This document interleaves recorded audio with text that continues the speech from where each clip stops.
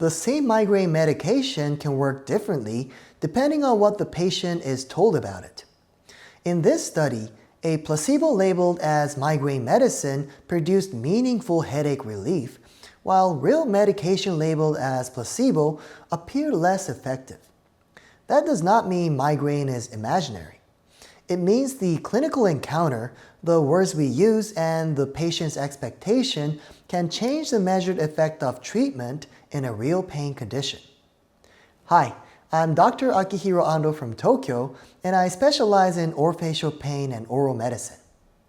Today, I'm reviewing a fascinating paper on episodic migraine, placebo effects, and treatment labeling. The clinical question is simple but very important. When treating an acute migraine attack, does the information given to the patient change the outcome of both placebo and active medication? This question matters beyond migraine. In pain medicine, including orofacial pain, we often focus on pharmacology, diagnosis, and procedure selection. These are essential, but this paper reminds us that treatment is not delivered in isolation. It is delivered through a clinical context. The patient hears a diagnosis, receives an explanation, forms an expectation, and then takes the medication. This study asks whether that context can measurably alter pain relief. The investigators studied adults with episodic migraine using a within-subject design. Each participant first recorded one untreated migraine attack. Then across 6 additional migraine attacks, they took either Rizatriptan 10 milligrams or placebo. The key manipulation was the label on the envelope. The pill could be labeled Maxalt, placebo, or Maxalt or placebo. In other words, the label gave positive, negative, or uncertain information about whether the patient was receiving active medication. This design is powerful because the same person experienced multiple attacks under different labeling conditions. That helps reduce the variability we often see between different patients with migraine. In total, 66 participants contributed data, and the researchers analyzed more than 450 migraine attacks. The main finding was clear. Rizatriptan was generally more effective than placebo. So this was not a study showing that placebo replaces active medication. But the label also mattered. Headache relief increased as the information became more positive. When pills were labeled as placebo, pain relief was lower. When the label said Maxalt or placebo, or simply Maxalt, relief was greater. For the primary outcome, placebo produced a clinically meaningful effect under every labeling condition compared with no treatment. Even when placebo was honestly labeled as placebo, patients improved more than during the untreated attack. This is important because it challenges the idea that placebo effects require deception. In this study, open-label placebo still showed benefit for headache intensity.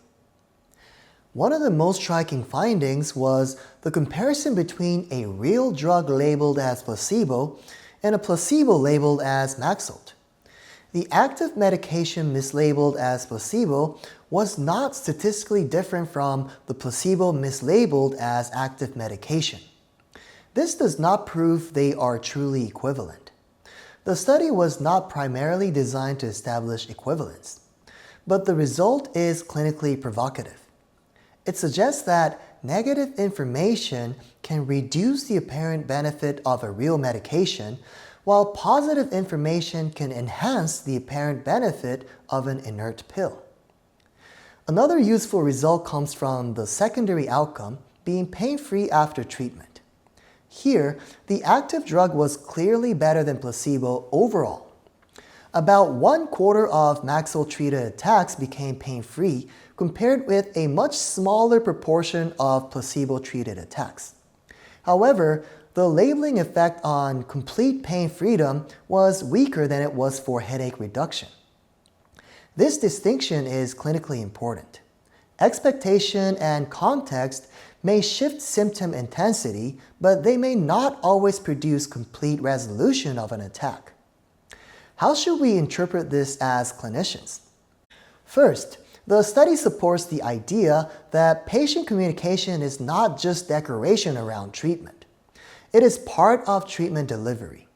A medication may have a pharmacologic effect, but the patient's expectation can amplify or reduce the clinical outcome.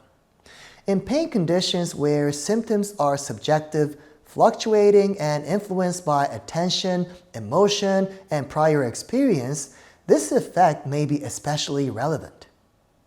Second, we should not overinterpret the result as saying that migraine is all placebo.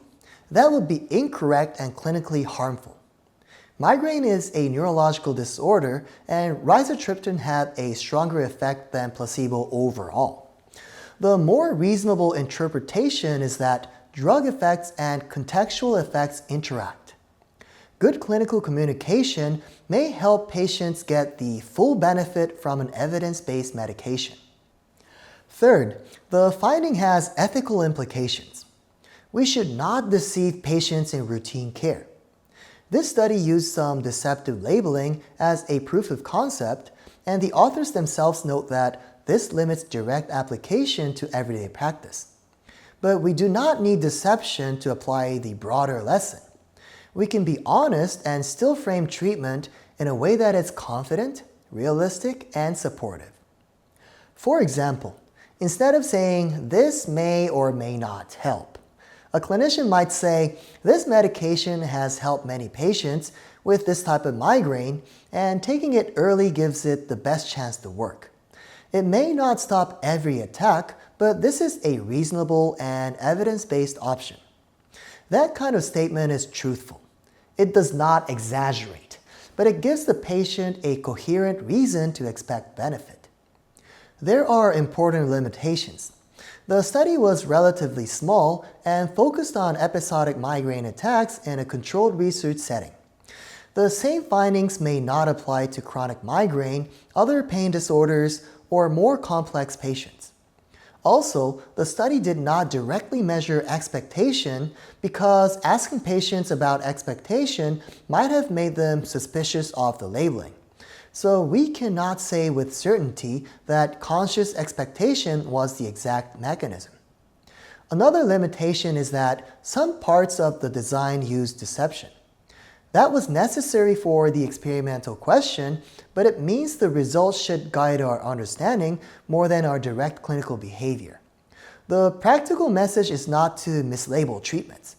The practical message is to recognize that information, trust, and expectation can shape treatment response.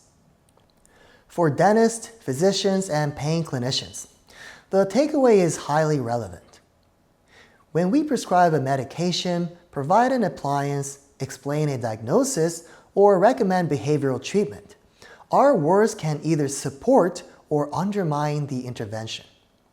Overpromising is not appropriate, but excessive uncertainty, dismissive language, or negative framing may reduce benefit, especially in pain conditions. The thoughtful clinical message from this paper is this: active medication matters, but the meaning attached to the medication also matters. In episodic migraine, more positive treatment labeling increased symptom relief for both placebo and rizatriptan. Clinically, we should use honest, balanced, and confidence-building communication to help patients engage with treatment. The goal is not to create false hope. The goal is to deliver good medicine in a context that allows it to work as well as it reasonably can. Thank you for watching.